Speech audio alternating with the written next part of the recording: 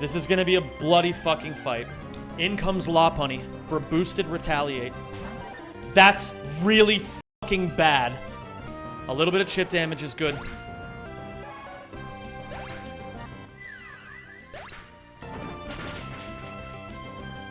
We got past the fight, but it might have been too much. Just to give you guys some perspective, most people, if they lose 3 Pokemon by the end of Brawly, they reset. I've lost 4. We have options, though. We do scale. We have Corvusquire, who's going to eventually become Corviknight. We have Mega Beedrill. We have Monferno. We have Shiftry. We have Fat Seal. And we have Caracosta doing business. But you know, gamers, things look a little dire right now, but we have Beedrill. And where there's a Beedrill, there's a way. You, just randomly evolve. Randomly evolve. Okay, we're scaling a little bit.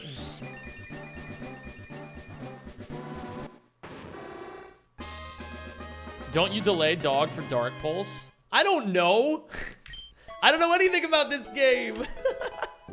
That would have been nice to know 3 minutes ago. I also have an encounter I can grab here, funnily enough. We can grab 2 encounters real quick. A Masquerain would be really nice. Anything would be nice at this point. And yeah, anything except Finneon is good here. Let's grab it. Just give me Surskit. Anything except Finneon. Okay. You know what? This Finneon has a personality. I like it. I'm gonna use a Great Ball on you.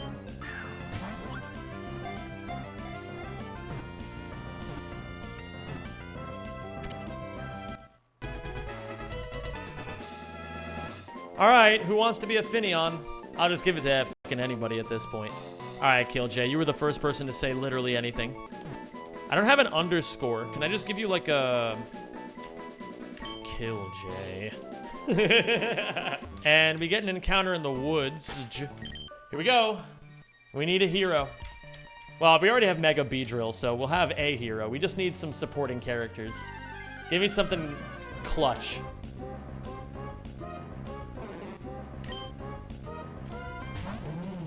That's, not really what I wanted, honestly. The Bunge gives what the Runge requires. That's a good one. I like that. Alright, we'll figure it out.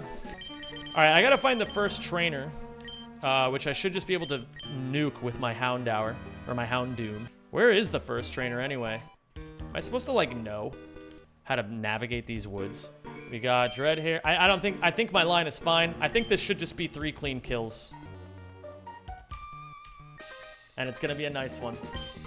After the bloody Brawly that we had just now, we need to have a little something to give us some good mental moving forward. So, we have a Houndoom now. Houndoom is going to outspeed and one-hit KO with Flame Burst. Never mind, I forgot about Shadow Sneak. Don't crit me. Okay, it didn't matter if he crit me or not. Goodbye. Up next should be Ninjask. Ninjask is guaranteed to dual Wing Beat. And we're gonna Flame Burst and underspeed it and kill it.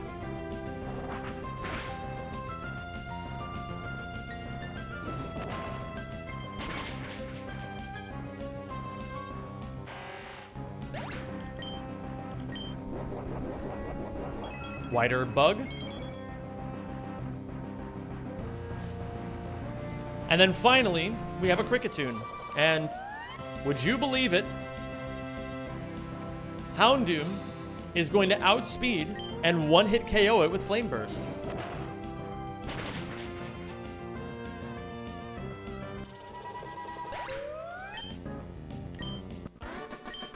Not too bad. Bigger fish!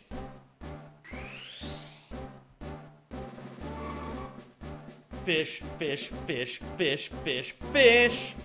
Yeah, give me the fish.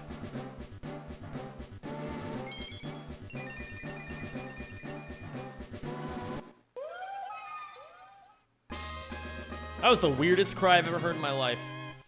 All right, here we go. We're diving in. If you take bug Pokemon to school, you get to be instantly popular. Is that true? Maybe that's what I was doing wrong.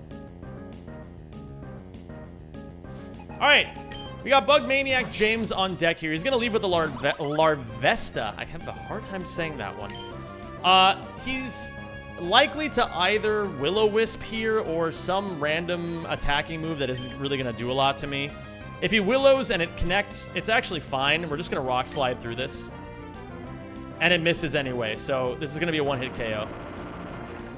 And I believe first frag for Tortuga? Crit did not matter at all. That thing was dead as a doornail.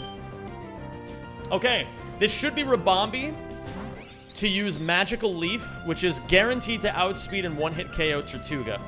So, we're gonna switch into Beedrill, who consistently 1v1s this Rabombi no matter what. If for some reason things get really weird with this Rabombi, I don't know how that would happen, but if they do, I have backup plans.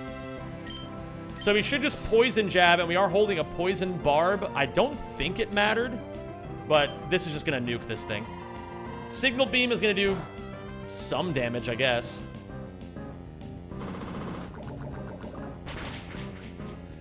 Another frag for the goat.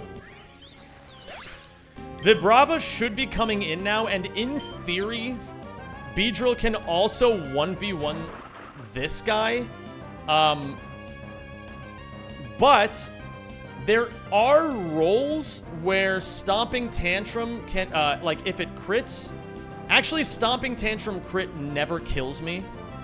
But I actually don't want to frag this with Beedrill anyway. I want to get a frag on the board for our Scrubbalicious Definitious Seal. That's right, Billy Door. It's your time to scrub. Ooh, crit's a little ugly there. And attack falling is not great. Let me just make sure we never actually die to anything here. No, we're good. So, Celio is holding a Never Melt Ice, which means this Aurora Beam always one-hit KOs, even through Vibrava's Yachi Berry.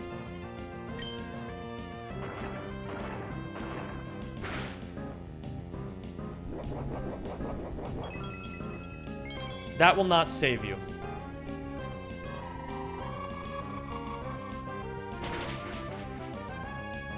Absolutely owned. So yeah, Yachi Berry is supposed to mitigate the amount of damage that a super effective Ice-type move would do to the user, but it's for nothing. And as much as I want to leave my Scrubbalicious Definitious Seal in on this Shedinja, unfortunately I don't have any moves that can hit it because it has Wonder Guard.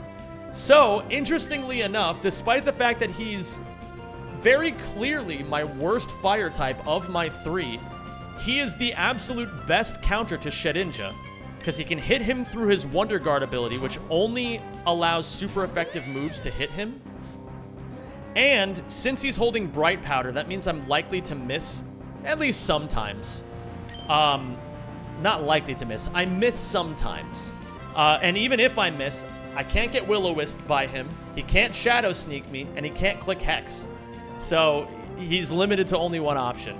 So we're just going to click Incinerate, and we're obviously just going to hit through the Bright Powder. Shedinja, of course, only has 1 health. That's its whole gimmick, so it drops to any attack. And that's the battle. Not too bad if you ask me. Okay. There goes YouTuber voice. Do you guys like it? I've been working on it. Pretty pal. Am I gonna get, like, owned if I walk in here? Item? Well, at least we can sell that. Alright, so we got a pretty meme-worthy fight going on here. We're just gonna send it. So, I don't really have a line cooked up for this. We just have 5 Pokemon, or 6 Pokemon to just manhandle this dude's 2. So there is a chance that we can get haxed pretty badly by getting 30% headbutt flinched over and over and over and over. But we're just gonna go for the meme-worthy ancient power boost.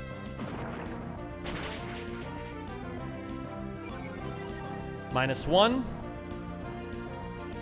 Come on, Omni boost. Give it to me. Wait, what did I just... Oh, it has leftovers. Okay. No Omni boost. We'll go for one more.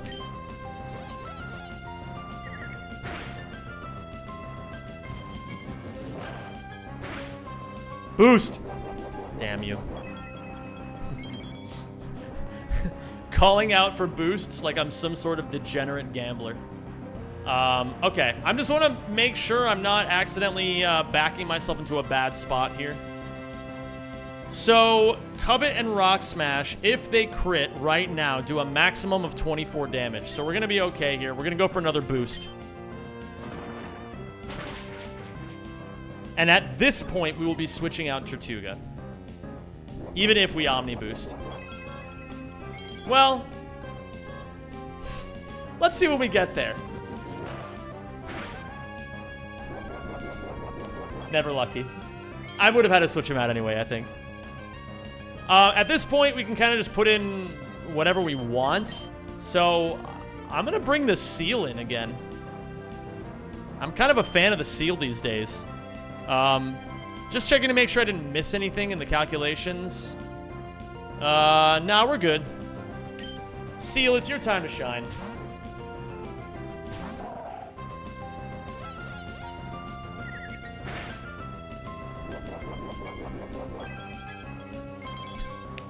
Just one more turn, the Omni boost is right there. Aurora Beam with Never Melt Ice should do a lot of damage. But we might get headbutt flinched here. Okay. Never unlucky. And we're never dead to crit here. I'm just going to double check. I don't believe we're ever dead to crit. Into Celio. Covet crit does... Well, it's more than 19. Wait, what? Oh, no, it headbutted me last turn. Headbutt crit does 33. So we're always fine here to just click Aurora Beam again. Another frag for the seal. Another frag for the seal.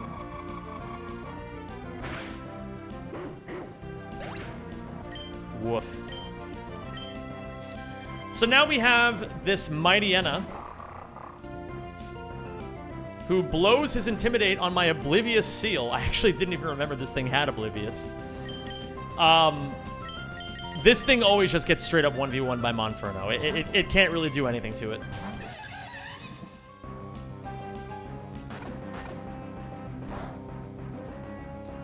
Yeah, and at this point, we're just going to click the low sweep button. Defense falling is maybe a little rough, but who cares? I'm a monkey player. I don't have to think that hard.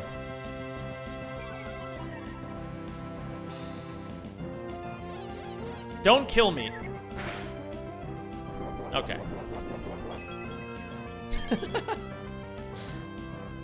And, yeah, low sweep's just going to kill here.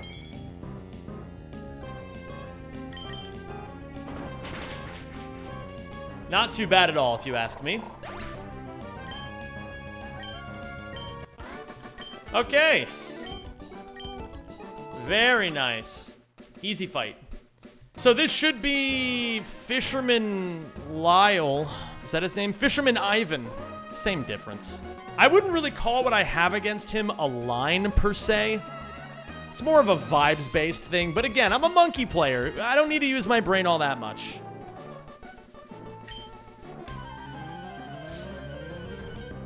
Okay, so, Fisherman Lyle. He's going to lead with the Quillfish. We're going to lead with our Weepinbell. This is our Weepinbell's debut in our Bunge. In theory, we should just 1v1 this. It's, I believe, guaranteed to bounce this turn, if I'm not mistaken. Or dive, I'm sorry. It uses dive this turn. I'm just making sure. I always double check to make sure I didn't mess up anything in the calculations while I'm doing this. So it's actually quite likely to Venoshock. I misspoke. It's quite likely to Venoshock. Sometimes it dives. And we just kind of tank it and 1v1 it, I guess. It has Black Sludge, which means it's going to gain some health back every turn. That is not as much damage as it said it was going to do. Okay. Well, this is fine. We're going to Venoshock. We're going to take one more Venoshock, I believe. And then we're in range of being killed by a crit. So let's Razor Leaf once here.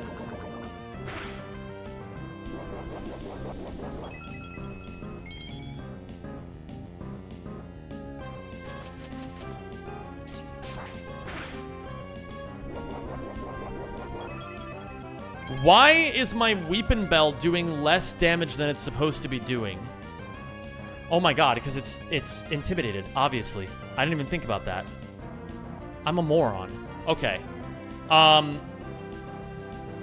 Venoshock crit does 36 damage. I have 40 health. I am very concerned that I've somehow miscalculated this. Let me just double check here. So, on the first turn, let's see, I took a combined 59% of my health from the last two Venoshocks, which 59 divided by 2 is 29.5. So we are within range. So I haven't messed up anything crucial. Weepin' Bell should be able to survive a Venoshock crit, just barely. So we're going to go for one more Razor Leaf. I'm just going to make sure I haven't missed anything here. We should be okay. Yeah, that's my bad. Okay, so he's kind of stalling me out a little bit. That's fine. He wants to get another Black Sludge turn in. Yeah, I don't know why I keep making these very basic mistakes. I really shouldn't be. It's these battles where I don't take it super seriously that I really get in over my head.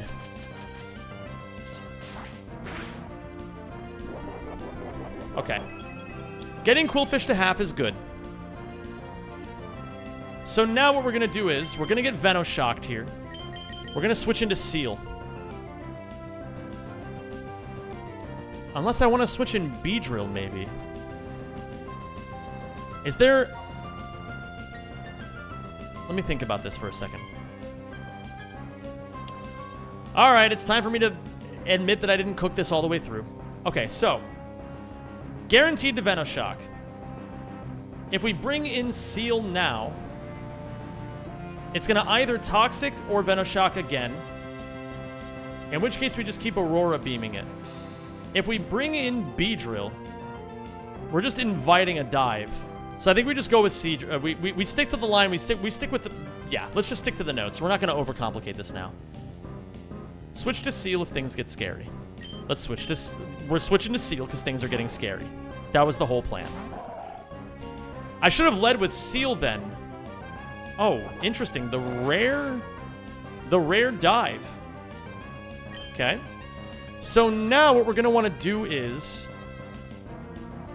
there a reality where we maybe charm this thing? What if it's at -2? What happens then? Next to nothing. It's still just going to keep Venoshocking. So let's just start Aurora beaming. Yeah, so anyway, I started Aurora beaming.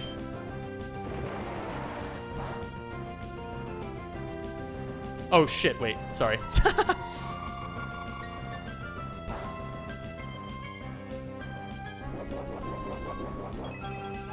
This is going to be a very slow and drawn-out fight here. This is fine because I have a Pecha Berry now. Oh no, my poison.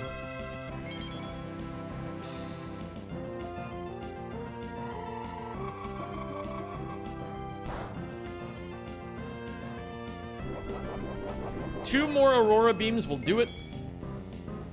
He's gonna probably go for like a...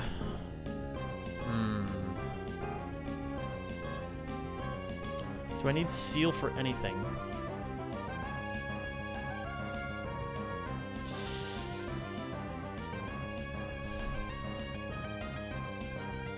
Is he going to Toxic here? Sometimes he Toxics, and sometimes he clicks Venoshock.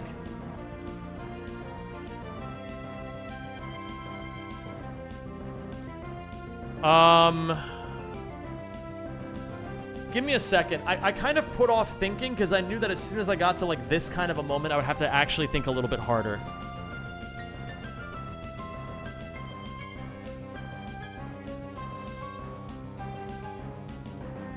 No, I think I'm gonna stick with Seal, and I'm gonna Aurora Beam. Okay.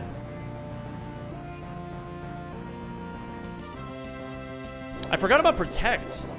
Well, now he's quite unlikely to Protect again this turn. That's good. We wanted that, actually, I think. That's not good. I think I would have preferred the Toxic over that.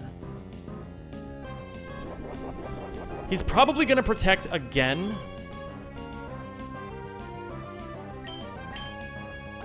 No, okay. This should kill? Crit might have actually mattered there. I'm not even gonna lie. I don't like how unhealthy Seal is in case things get scary on Seadra. But we should be okay here to just switch Luminion in. I believe this is also Luminion's debut. And Luminion should just straight up 1v1 this thing.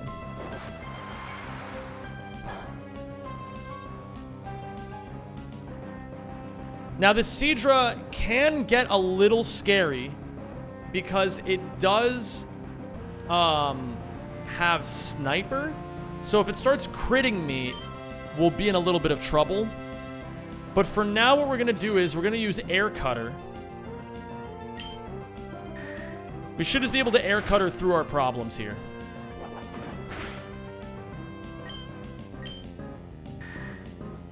Crit and finish it.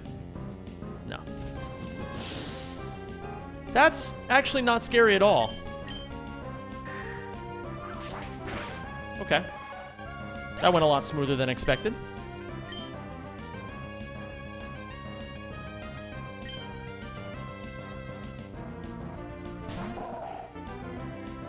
And here we have a choice, actually. I could potentially just leave Luminion in. It's still quite healthy. And Celio really does not do any damage to it. It has to keep Aurora Beaming me or clicking Hail, maybe. So, I guess we're just gonna go for Air Cutters.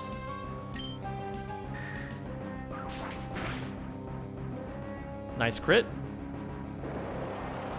Really? That surprises me, actually.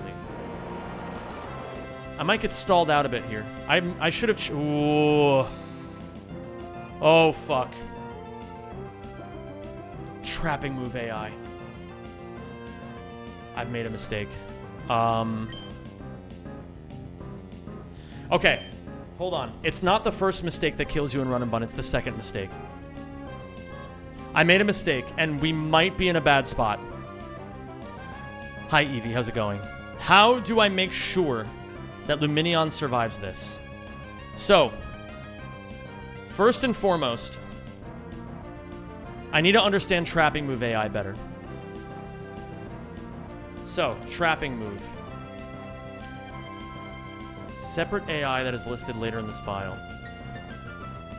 Damaging trapping moves always have +6 and +8. Fuck. Okay. Okay, so now I know that, that damaging trapping moves always have the same calculation as highest damage move. It's just a bit unlucky. It's better that he rolled it now, and I still have a chance to get out. So now, let's figure out traps and damages. Did I just lose my Luminion?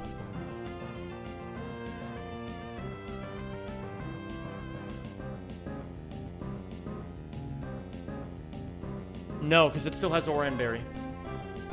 But what I need to do is, I need to understand the AI for Protect. He's also likely to click Hail. How do I know that he's likely to click Hail? It's just +6. Okay. Okay, how do we get out of this? I think we bounce this turn. I'm not sure I see another way out of this other than just bouncing. And hopefully it just goes over Aurora Beam or something. I don't know. Okay.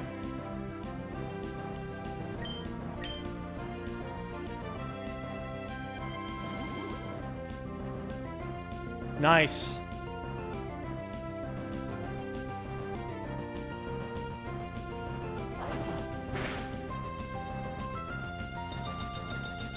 Does Hail work the same way in this gen, where Hail gives a defense boost? Ice Body. Fuck. It's kill or be kill, baby. We gotta put the fucking pedal to the metal here.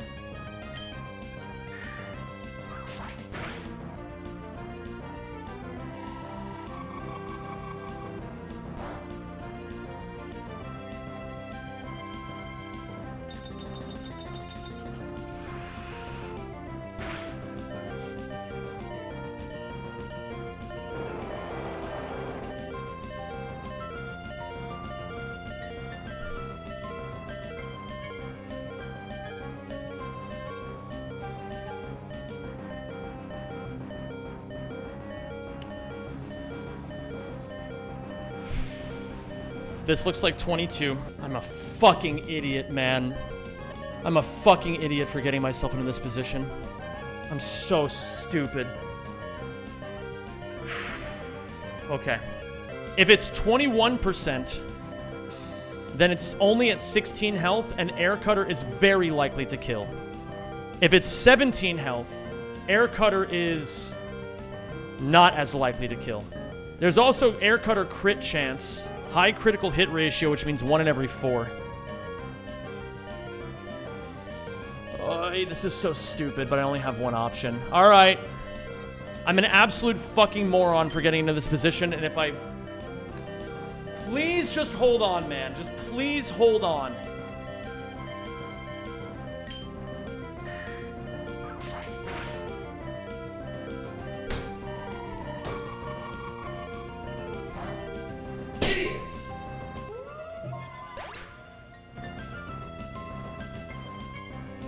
I'm wiping. It's over, man. There's no fucking way I beat this game. It's fucking hopeless. I'm an absolute fucking idiot for just... It's not hopeless, I'm just... I'm an idiot. I'm an idiot. I'm an idiot.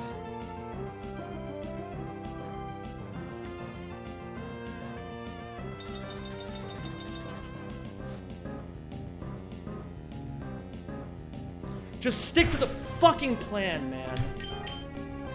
Oh, I just tilt-clicked T-Wave.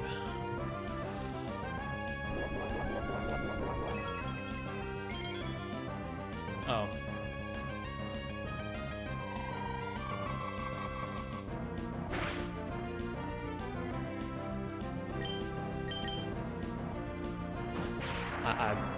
This run is doomed. There's no way I beat this now. It's just not gonna happen. It's not gonna fucking happen. It's hopeless. I really don't see a way I beat this anymore.